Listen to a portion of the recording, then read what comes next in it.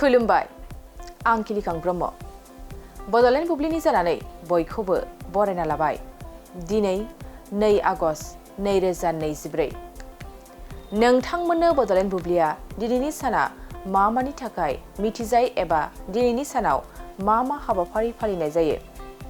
नोंथांमोननो फारि फारि बड'लेण्ड बुब्लिया फोरमायगोन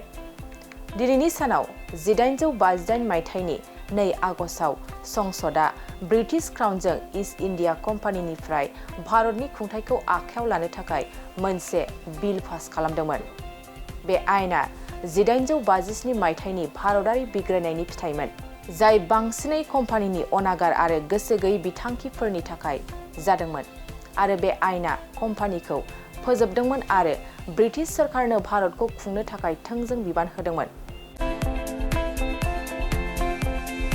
बेनि अनगायैबो दिनैनि सानखौ इंटरनेशनल बियार डे नेशनल कार्ड डे आरो नेशनल वाटर बेलुन डे महरै फालिनाय जायो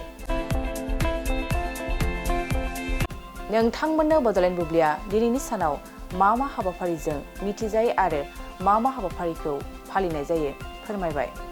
गोजोन्थों मोनसे फोसावथाय नोंथांमोननि ओनसोलाव सोरबाफोर ड्राग्स एबा फेग्रा मुवाजों नाख्रेबजानानै थानाय सुबुं दं नामा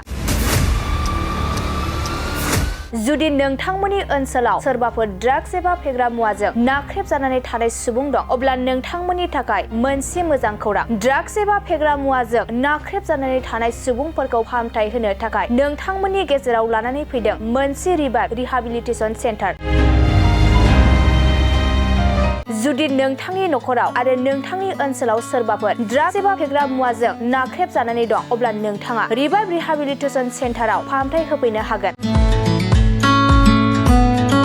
मंगलदै 1 नं बामुनपारा दरंआव थानाय रिभाइभ रिहाबिलिटेसन सेन्टाराव नोंथाङा ड्राग्स एबा फेग्रा मुवाजों गोदोसोनानै थानाय सुबुंफोरखौ फाहामथाय होफैनो हागोन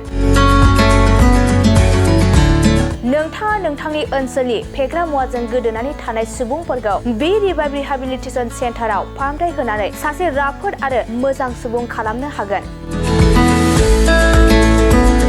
गोबां बाथ्रा मिथिबावनो थाखाय नोंथाङा 9859262926 60030927006 नैबे होनाय जानबुं नम्बराव खौरां लानो हागोन